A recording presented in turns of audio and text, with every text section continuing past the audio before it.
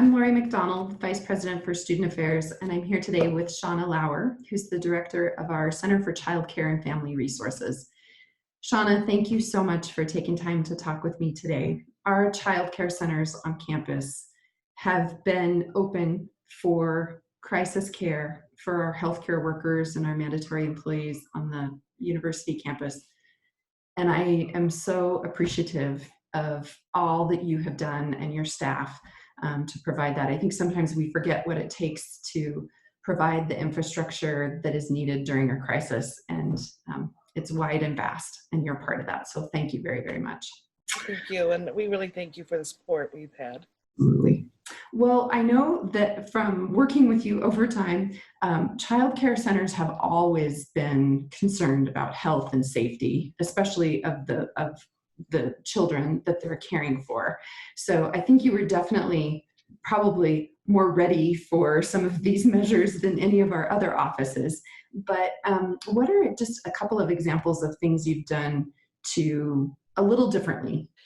Well, to say differently, and let me just start with what we typically do, because even, as the COVID started building the end of February, beginning of March, we already had informed our parents we've just looked really closely at our communicable disease protocols, and they were all in place. And so we had this really strong communicable disease foundation to already build on.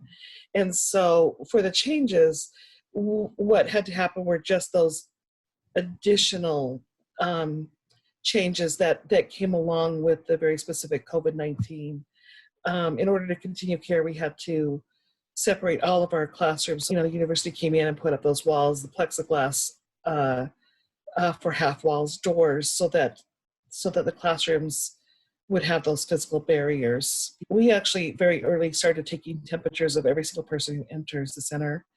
Every day, beginning of March, we started temperature reading and asking about sick children. Of course, we always look for sick children and sick employees just as part of our communicable disease. When really all the changes happened, the most difficult was parents not being allowed inside the center. So typically a parent would come in, drop off a child, get them situated in the classroom. They would have some time, that little morning routine in the afternoon. And with us going to high risk, that stopped. So parents had to drop the child off at the door. They were met by one of our valets who took the temperature, asked all the questions, assessed the health, did the hand washing or did the hand sanitizing, took the child in, did their hand washing, and then delivered them to the classroom. And when we're talking about an 8-month-old baby who, wants mom to drop them off to a stranger, that was a really big emotional for everyone, right? To have children just dropped at the door. It's not typical policy for childcare. So that was our most difficult change. Well, thanks for being so adaptable. This is tough, and I know you're certainly serving and have always served faculty and staff, families, but also mostly student families. What do you have one piece of advice for student parents, but also faculty and staff parents that you've learned from all this? Take care of yourselves. We've had many students who have called us saying, I know I have online classes, but I'm still really struggling. So we've actually invited students to still bring their children to crisis care, because if you need to study, think about using some form. Even if it's not us, we have the UMatch program that has still been going very strong. We've been keeping up with that, and childcare can be an option. For people to find out more about these options, your website is childcare.utah.edu. And the very top portion of it is about registering for crisis care. And that doesn't even have to be, like every single day of the week.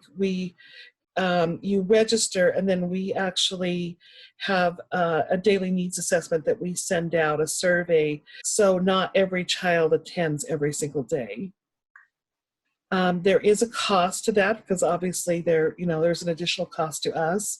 If they're health workers, there's some help for that. If there are student parents, there's also help to pay to offset those costs. Can I just mention one more thing?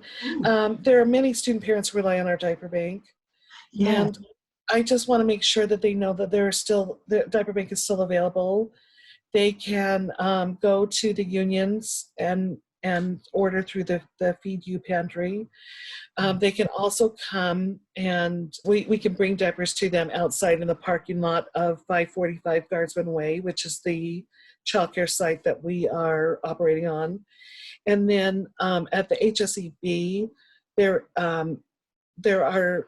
they're still really trying to do Feed You pantry up there for the med students, and we have provided diapers for that pantry, so that student parents still have that access. Wonderful. Thanks for the reminder. Yeah. Thank you very, very much. Appreciate all you're doing. Thank you.